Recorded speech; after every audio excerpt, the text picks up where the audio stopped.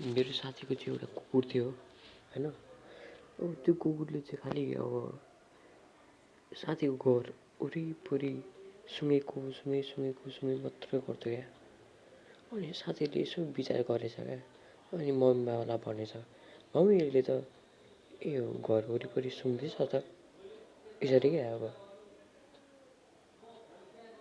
अनि अब त्यो सुनिसकेपछि मम्मी बाबाले अनि एकचोटि लु झाँक्रीलाई बोलाऊँ न त भनेर झाँक्रीलाई बोलायो अरे।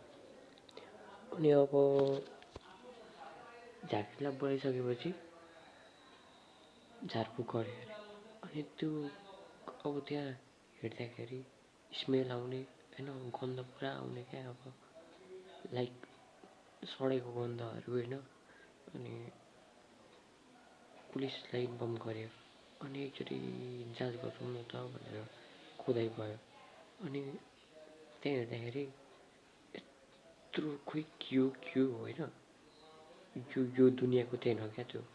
यत्रो खोइ के हो, यस्तो गनाएको त्यो भेटिसकेपछि। र अब त्यही हो कहानी। मलाई चाहिँ यति नै भनेको थियो। र अर्को भिडियोमा भेटौँ, बाई बाई।